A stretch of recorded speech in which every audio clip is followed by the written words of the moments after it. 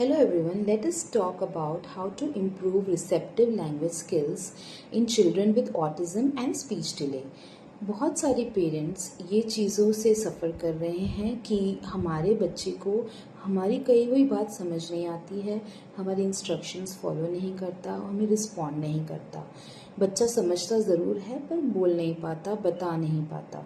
So receptive language is all about understanding the command and instructions and responding to it. तो आप ये चीज़ कैसे घर पे इम्प्रूव कर सकते हैं?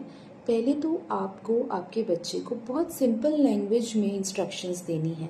जैसे कि अगर आप फॉर एग्ज़ाम्पल बोल रहे हो कि जाओ अपना बैग लेके आओ और आपका बच्चा उस चीज़ को रिस्पॉन्ड नहीं कर रहा है, तो आपने इतने बड़े सेंटेंस में नहीं बोलना है, उसको कट शॉर्ट करके बैग लाओ, इतने 2 वर्ड के सेंटेंस में आपने अपने बच्चे को इंस्ट्रक्ट करना है ताकि उसको ये प्रोसेस करना ईजी हो। बिकॉज ज़्यादातर ऑटिज़म के बच्चे, स्पीच डिले वाले बच्चों में प्रोसेसिंग इश्यूज़ होते हैं, जिसकी वजह से उनको तुरंत ये चीज़ माइंड में नहीं जाती कि आपने उनको क्या बोला है। तो जितना शॉर्ट आप इंस्ट्रक्ट करेंगे उतना वो बेटर रिस्पॉन्ड करेंगे। Other thing is that what you can do कि आप उसको ज़्यादा से ज़्यादा रीडिंग की प्रैक्टिस करवाइए घर पे। जैसे कि बुक्स रीड करवाना, स्टोरी बुक्स हो गई, स्कूल की बुक्स हो गई या पिक्चर बुक्स हो गई, ताकि बच्चे की डेली एक हैबिट हो जाए और उसकी ये वोकैबुलरी इम्प्रूव हो जाए, ताकि वो ज़्यादा से ज़्यादा वर्ड्स को रिस्पॉन्ड कर सके और यूज़ कर सके। जैसे कि डेली लिविंग के वर्ड्स होते हैं खाना, पानी, उठना, बैठना, सोना।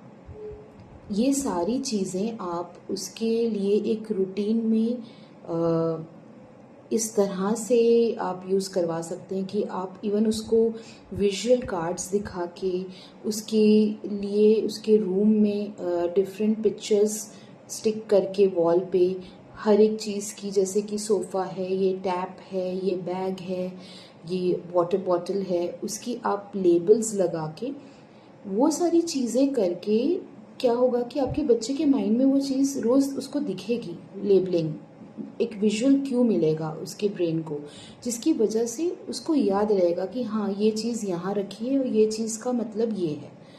तो visual cues are very very important which you can use at home. Other than that, आपको repetition is the key to success. जितना आप वर्ड्स को रिपीट करवाएंगे घर पे, कि जैसे कि डेली के जो वर्ड्स होते हैं कि पानी लाओ, उठ के बैठो, स्कूल जाना, खाना खाना, ये सारी जो लैंग्वेज है ये घर पे ही डेवलप बहुत इजीली हो सकती है अगर आप इसको रिपीट कर करके 10 बार 20 बार बच्चे से बुलवाइए। सो उसके माइंड में ये चीज़ जाएगी और उसको धीरे धीरे वो वर्ड्स यूज़ करने आएंगे। ऑल्सो आप कुछ म्यूज़िक्स या लिसनिंग करवा सकते हैं बच्चे को, जिससे उसका माइंड काम डाउन रहे। बिकॉज बहुत ज़्यादा कहीं बच्चों को एग्रेशन होता है, सेंसरी ओवरलोड हो जाता है घर आने के बाद आफ्टर स्कूल, तभी भी कई बार बच्चे रिस्पॉन्ड नहीं करते। तो उनको एक मी टाइम, एक सेंसरी ब्रेक देना भी बहुत इम्पॉर्टेंट है if your child is having autism specially. तो वो सेंसरी ब्रेक के बाद आप फिर उस बच्चे को आप अपने पूछ सकते हैं, उसके साथ स्पीच करवा सकते हैं घर पे, ताकि वो फिर आपको अच्छे से रिस्पॉन्ड करेगा। देन आप उसके साथ 1 स्टेप और 2 स्टेप इंस्ट्रक्शंस को कर सकते हैं। जैसे कि इनिशियली आपने उसको शॉर्ट में बोला कि गिव मी वाटर, ठीक है। उसके बाद आप ये भी बोल सकते हैं give me water and also give me your book. तो 2 स्टेप की इंस्ट्रक्शन तक जाने से पहले आप 1 स्टेप इंस्ट्रक्शन पे फोकस करिए। ग्रेजुअली आप 2 स्टेप की इंस्ट्रक्शंस पे जा सकते हैं, जिससे आपके बच्चे को धीरे धीरे कॉम्प्लेक्स एक्टिविटी, कॉम्प्लेक्स कमांड समझ में आने लग जाती हैं।